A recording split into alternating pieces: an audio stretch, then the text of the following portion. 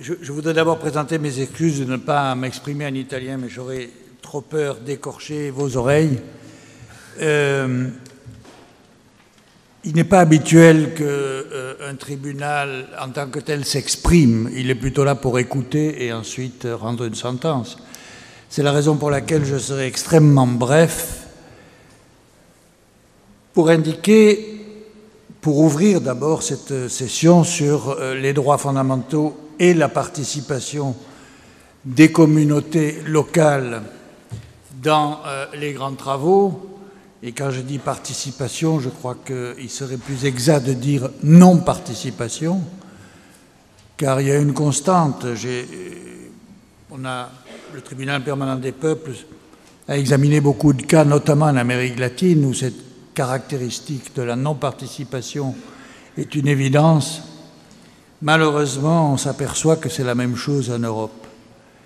Et hier, au cours du déplacement que nous avons fait sur les lieux, j'avoue avoir été extrêmement frappé par la militarisation d'un endroit qui devrait être un endroit civil, ouvert à tous, puisqu'il s'agit de l'inauguration de travaux.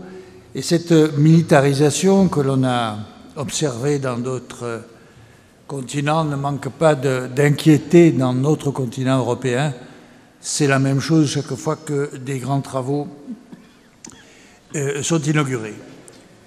Donc je n'en dirai pas plus. Je crois que le rôle du tribunal en tant que tel n'est pas de s'exprimer oralement, mais plus à la fin par la sentence qui sera rendue. Et donc je m'en tiendrai là pour le moment et je redonnerai la parole immédiatement pour les témoignages sur le cas précis que nous allons examiner tout au long de cette première journée du Val de Suse. Merci.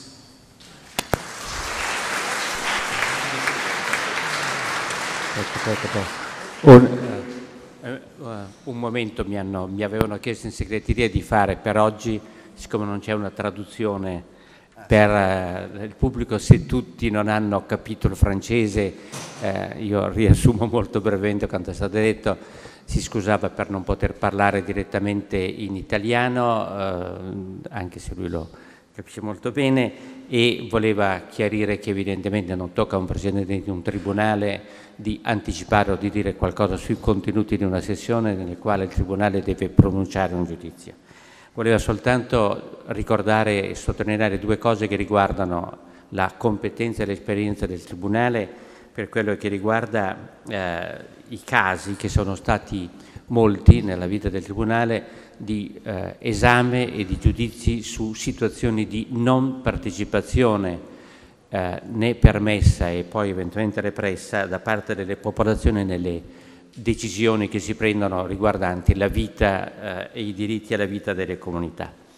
Ha ricordato poi brevemente il fatto che ieri in questa visita esterna al cantiere che ricordava anche Livio Pepino, i membri della giuria che hanno preso visione di quello che succedeva sono stati molto colpiti da questo processo di militarizzazione di un territorio e di realtà che dovrebbero normalmente appartengono alla società civile, e ha detto quanto questo rimandava a delle situazioni di militarizzazione che erano normalmente più comuni in altri continenti e che sembrano invece essere diventati una delle possibili componenti che accompagna le grandi opere.